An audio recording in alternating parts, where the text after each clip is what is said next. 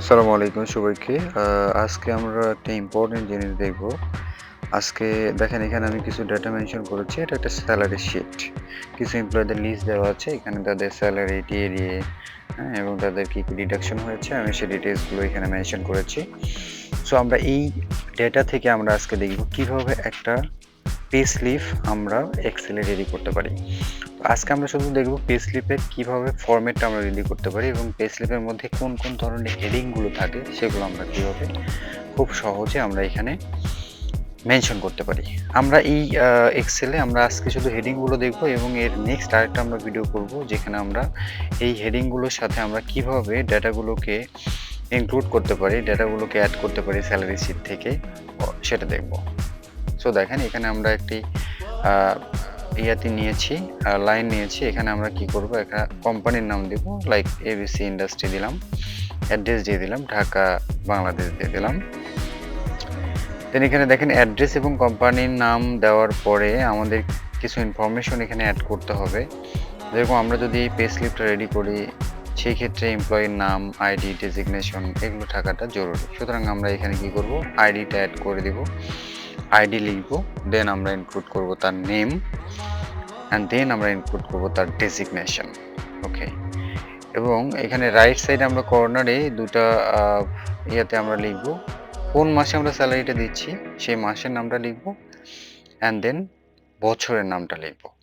তাহলে আমরা এখানে লিখব মান্থ অ্যান্ড দেন নিচের সেলে আমরা লিখব হচ্ছে ইয়ার। ওকে, সো আমরা এখানে লিখলাম। লেখার পরে আমরা এই জিনিসটাকে আমরা কি করব, আমরা একটা বর্ডার করে দিব যাতে দেখতে একটু সুন্দর দেখা যায়, সেভাবে আমরা একটা বর্ডার করে দিব। বর্ডার করে আমরা একটু অ্যাট্রাকটিভ করার চেষ্টা করব যাতে দেখতে এগুলো সুন্দর দেখা যায়। ওকে, আমরা এই পাশে দেখেন এটা নাম, ডেজিগনেশনটা বর্ডারের মধ্যে ইনক্লুড করে দিলাম এবং মাস এবং ইয়ারটাও আমরা একটা বর্ডারের মধ্যে ইনক্লুড করে দিলাম।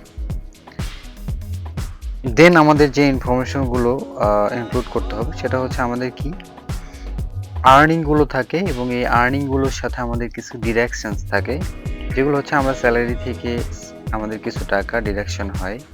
আমাদের ইন্স্যুরেন্স পারপাস হতে পারে, আমাদের প্রভিডেন্ট ফান্ড পারপাস হতে পারে, আমাদের ফুড ডিডাকশন হতে পারে, বিভিন্ন ক্রাইটেরিয়াতে আমাদের ডিডাকশনগুলো হতে পারে। সুতরাং আমরা এখানে একটা হেডিং দিয়ে দিব আর্নিংস, মানে আমরা কি কি পারপাসে কত টাকা আর্ন করছি, অ্যান্ড দেন এখানে আমরা দিয়ে দিব ডিডাকশনটা। সো এখানে লেফট সাইডে আমরা আর্নিংটা দিয়ে রাখলাম এবং রাইট সাইডে আমরা ডিডাকশনটা রাখলাম। তো এটাকে আমরা কি করব, একটা বর্ডার দিয়ে দিব।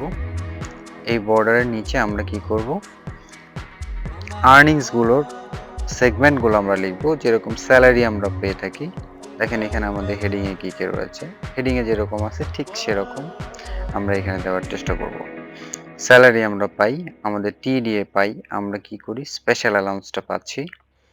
ওকে, দেন আমরা এখানে লিখব টোটাল আর্নিং, টোটাল আর্নিং অথবা টোটাল আর্ন স্যালারি। আচ্ছা, এখানে ডিডাকশনের জায়গায় আমরা কি করব, আমাদের কি কি ডিডাকশন আছে স্যালারি শিটে, আমরা ইন্স্যুরেন্স পারপাস আমরা এখান থেকে ডিডাকশন করেছি এবং ফুড ডিডাকশন করেছি, মানে আমরা খাওয়ার জন্য আমরা ডিডাকশন করেছি এবং ইন্স্যুরেন্স পারপাসে আমরা এখানে ডিডাকশনটা করেছি। সো এখানে ঠিক যেরকম স্যালারি শিটে আছে ঠিক সেই কিওয়ার্ডটাই আমরা এখানে মেনশন করব যাতে আমাদের পরবর্তীতে লিঙ্ক করতে আমাদের কোনো অসুবিধা না হয়। ওকে, সো আমরা এখানে কি করব, এই ক্রাইটেরিয়াগুলোকে আমরা একটা বর্ডার লাইনের মধ্যে ইনক্লুড করব যাতে এগুলো দেখতে সুন্দর দেখা যায়। দেখুন আমরা একটা বর্ডার ইনক্লুড করে দিয়েছি, দেখেন এখন দেখতে কিন্তু অনেক অ্যাট্রাকটিভ লাগছে, সুন্দর লাগছে। সো এইভাবে আমরা কি করব, এই পুরো প্রসেসটাকে আমরা সুন্দরভাবে সাজিয়ে লিখব। অ্যান্ড দেন এখানে আমরা আরেকটা ক্রাইটেরিয়া আমরা অ্যাড করব, সেটা হচ্ছে earn salary. Earn salary, total earn salary, মানে আমাদের স্যালারিটা টোটাল কত টাকা আমরা আর্ন করলাম সেটা আমরা এখানে লিখব। আর্ন স্যালারিটা কিভাবে ক্যালকুলেশন করতে হয় সেটা আমরা পরে দেখব। দেন এখানে আমরা এটা একটা সিঙ্গেল সেলের মধ্যে ইনক্লুড করে দিব এবং এটা বর্ডার লাইন দিয়ে দিব যাতে দেখতে এটাও সুন্দর দেখা যায়। এবং এর নিচে আরেকটা ঘর আমরা ইনক্লুড করব, এটা হচ্ছে total net salary. Net salary মানে হচ্ছে আমাদের কি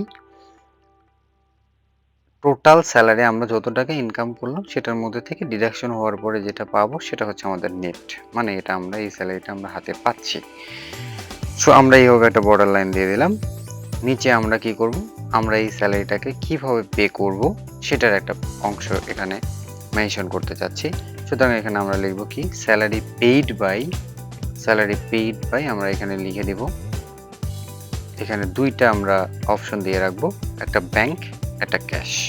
হ্যাঁ, একটা ব্যাংক এবং একটা ক্যাশ, এবং এটাকে আমরা কি ড্রপ বক্সের মাধ্যমে এটাকে কিভাবে ইউজ করতে হয় এটা আমরা পরে দেখব। প্রত্যেকটা লিঙ্কের বিষয়গুলো আমরা পরে ইনশাল্লাহ দেখব কিভাবে এখানে লিঙ্ক করতে হয়।